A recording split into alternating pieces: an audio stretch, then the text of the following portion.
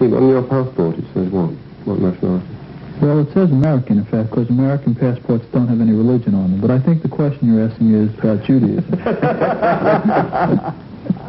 Are you a Jew because you have a particular faith? And can you be a lapsed Jew? Oh, you can be a lapsed Jew, but never an ex-Jew, according to the tradition. I see. I think the point about being a Jew, or what is a Jew, is the question usually is asked, is to answer. That's a question, actually. Or, yeah, well, you know the story of the Jew who's asked, why do Jews always answer a question with a question? He says, why not? My being a Jew. Well, that we are a nation of people with a tradition of 5,000 years of history, with belief in one supreme God, with no extras and no triumvirates added to it, that there is only one God, and we as a people have been harassed, persecuted over the last 2,000 years. I believe it's 3,000 years already. Well, we're going back to the dawn of Christianity anyway. Yeah, but even prior to that. Prior to 3,000 years. From the time of Roman and Titus. That today, being a Jew, that we have survived all this makes us an unusual nation.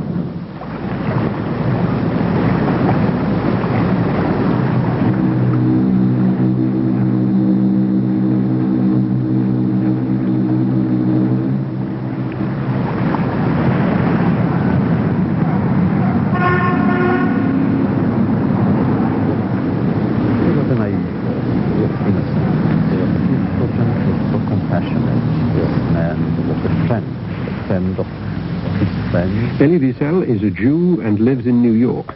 I'd read and admired his novels and wanted to meet him. That's a great story about the final tribunal, isn't it? About what they say to you yourself. Yes, they won't ask me was I Moses. With Abraham, they will say, well, you do, yeah. That's right. Think about it. God decided for the first and last time to reveal himself at Sinai. For the first and only time he was going to speak to his human race. And you would expect then God to give you a lecture on theology at least. After all, it's his domain.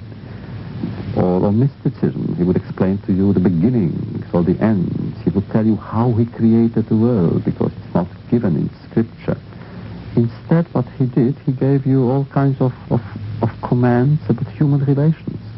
Thou shalt not kill, thou shalt not lie, thou shalt honor your father.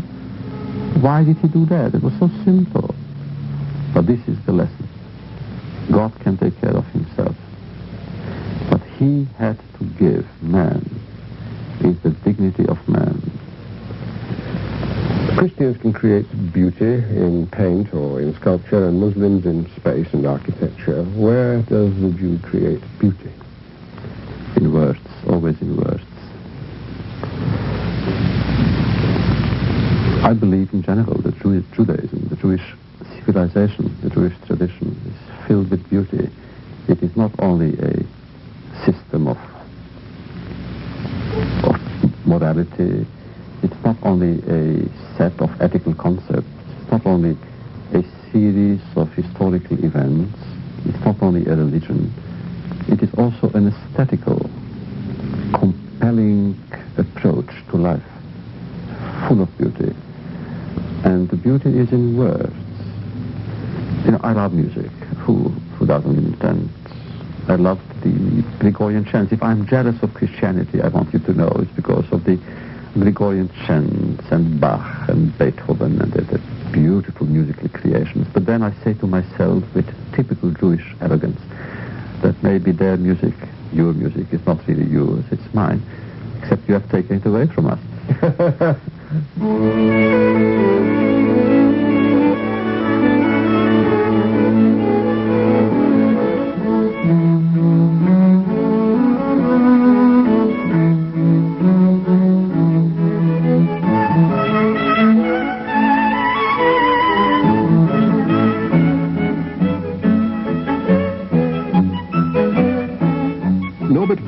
Is one of the 4 Jewish musicians who make up the Amadeus String Quartet. I seem, when I talk to Jews or work with Jews, to find myself perpetually in the middle of an argument. Now, is it the chance that I'm picking argumentative Jews, or is there something about being a Jew which creates argument? Well, I think that the Jews have known generally how to argue because they have been brought up to do so. The origin of this comes from the interpretation of the Holy Scriptures, which are always subject to discussion and eventually to argument if there is a difference of opinion. But the idea is that you strive for the truth. Does this also apply to the way you make music? Absolutely, yes. This is how we interpret music. Interpreters call how everybody interprets music.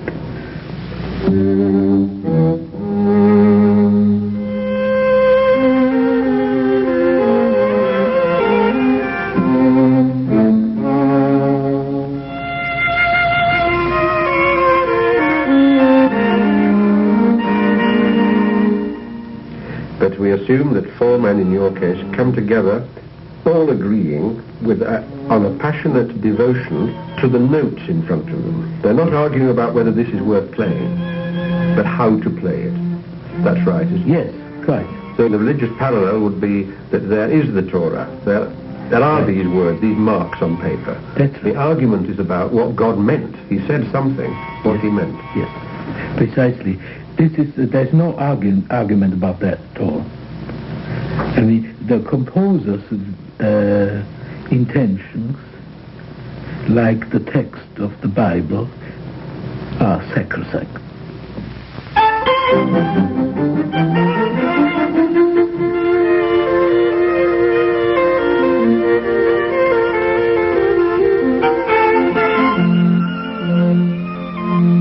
You would describe yourself not as an Orthodox Jew. You do see the Israel, the race, or not Israel, the group, as a group of priests.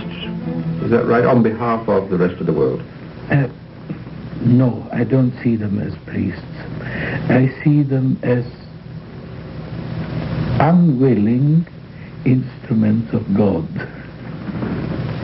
Chosen and maybe not wanting to be chosen. They were chosen. I think they are chosen. I mean, the whole history, as it unfolds itself in front of our eyes, seems to bear that out.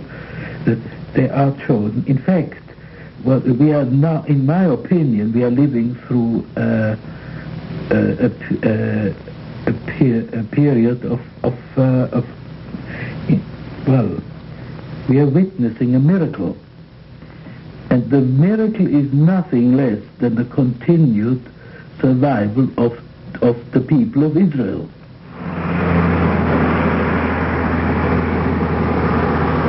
And one day the policeman goes around his beat and he sees a young Yemenite sitting on top of an orange tree. Rosh Hashanah is surrounded by orange groves, sitting on top of an orange tree and picks oranges from the tree and eats them. And the policeman calls out to him, "Haver, friend, doesn't it say in the Bible, thou shalt not steal?" And the Yemenite looks down at him and says, "Well, what a wonderful country Israel is. You sit on top of a tree, you eat oranges, and you listen to quotations from the Bible."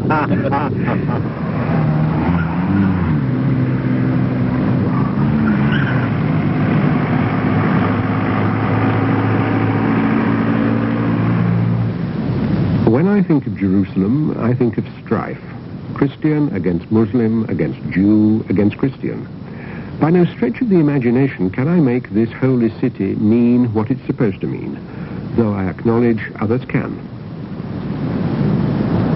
In our tradition, of course, this is the holiest place in the world, the sanctuary of the sanctuaries.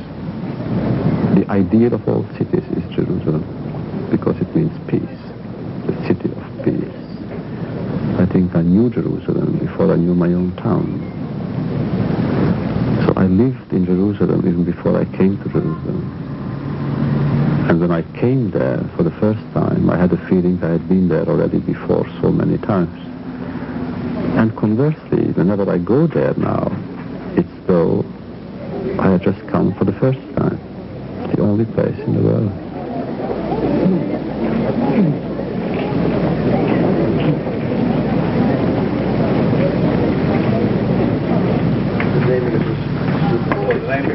While I was in Jerusalem, I was befriended by Dr. Pinchas Pelle, his wife and family.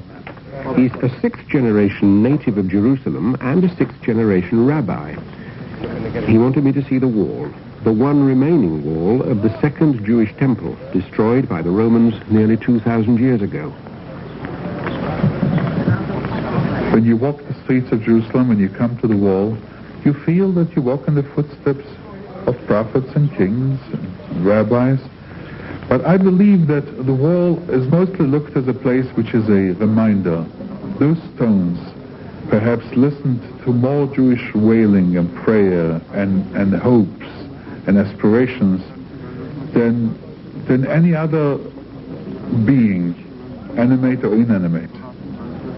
The feelings, the emotions, the hopes that were woven around those stones are certainly holy. Events are holy in Judaism. But if you don't share the history, you can't feel the feelings. So where do you start? An ABC of Judaism was what I wanted. You know, there's an old Jewish saying, wherever there are two Jews, there are three opinions. So you will have as many opinions about what Judaism is. I can give you my own. Judaism is a system of communication. A system of communication. Man is lonely in a chaotic world. You know, we come into the world, we don't know what to do, where to go. It's all so chaotic and mixed up. And Judaism comes to give us, to chart for us, three ways of communication. The first one is Torah, the teaching. There's revelation. There's God searching for man and telling him what to do and instructing him where to go. This is from upside down. Then there is man's response to this. It's not enough for man to sit passively and receive instruction. Man is not meant to be a Prussian soldier. Yes, sir. Yes, sir. That's not the way. We have to respond. Our response comes through worship. And that is another line of communication leading from down upside. Those are both vertical, but there is also an horizontal connection. The two will be worthless if there will be no connection between man and man. And this is loving kindness. So to me, Judaism, in this respect, is a system of communication which lets me communicate with the world, with the transcendental world, with the world next to me, with my fellow human beings. It teaches me how to go through life.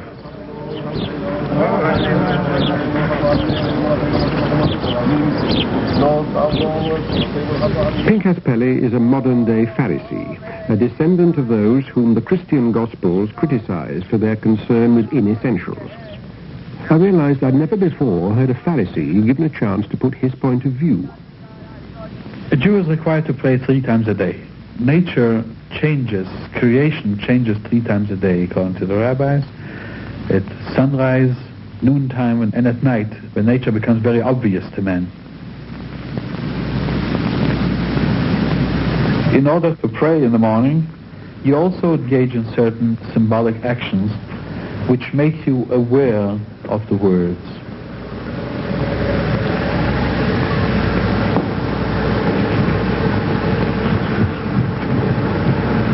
The first thing one does is to wrap himself in a talit, in a prayer shawl, which is a square piece of cloth with fringes on all 4 corners. We are people that entered into a covenant with God. The fringes are a reminder of that agreement. They usually have to have a blue stripe in them to remind oneself of the blue skies, which symbolizes the higher aspirations of man. Within the box, there are 4 compartments. Every compartment is a piece of parchment on which is written a passage from the Bible. Those passages include, number 1, that God is one. That's the basis of Jewish faith. The second piece of parchment includes the fact that man is free. The Exodus, coming out of slavery. The third declares that man's highest aspiration is to serve God. The 4th chapter is that man belongs to a people, to a group, and to a land where this act of serving God could be fulfilled.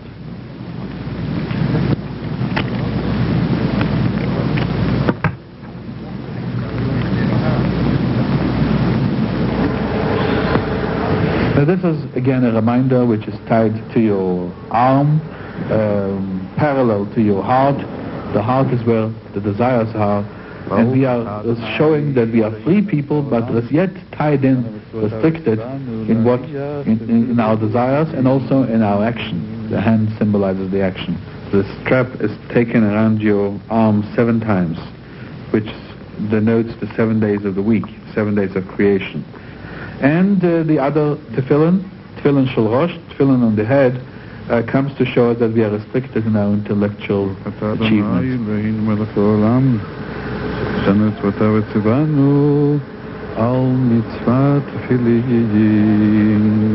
Then the strap goes down to your palm of your hand, and it goes 3 times around your finger.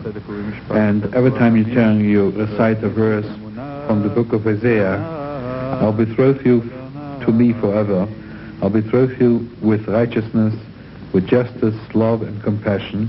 I'll betroth you to me in faithfulness, and you shall love the Lord. Then you have a kind of, between your finger and your hand and your arm, you have the name of God, the act of love between man and God, and the act of reverence and discipline. Those are the 3 elements which go into the tefillin. בכל לבבך ובכל נפשך ובכל מאודיך וידורים האלה שאין לכם מצב חיי מרבך שאנתם מלך ודבר דבר משתלזך ובדל דובזך לסך וישרך ונרבו שנימו לבני ישראל מטר עליהם עשו להם ציצית על כנפיהם. It takes a lot to have the right intentions and to count the right number of straps around your hand, but afterwards it becomes a matter of habit. Like when you take driving lessons, in the beginning everything seems so strange, then you just get into the car and you move. The same thing goes on here.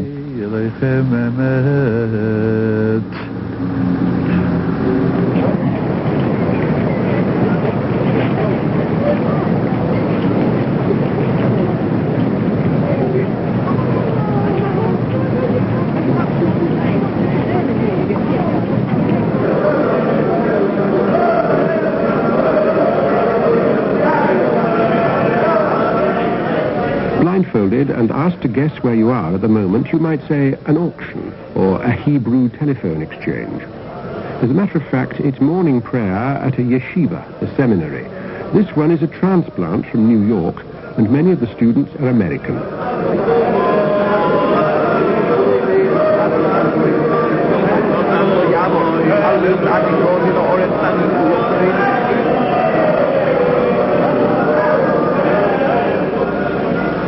Praying is not making ourselves audible, it's rather making ourselves attentive, listening.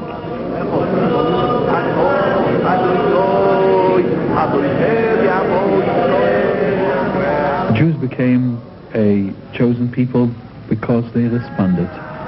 Perhaps everyone heard God calling, but it was Abraham, the first one, who said, "Here I am."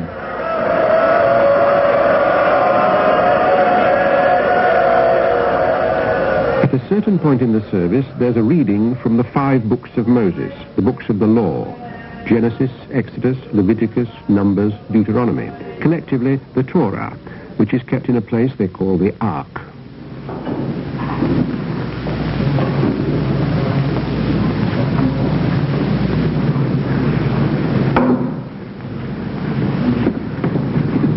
The Torah, the rabbi says, is a letter written to every Jew by his Father in heaven. The closest image that one gets to God is his word, is his letter, the letter that he sent us.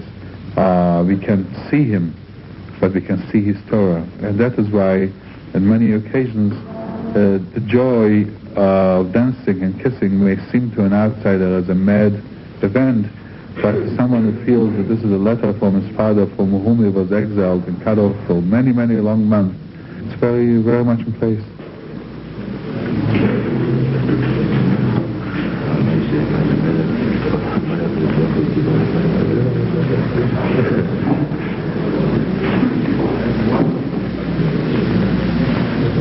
Torah scrolls are always handwritten by a scribe. It can take one man a year or more to finish a single scroll.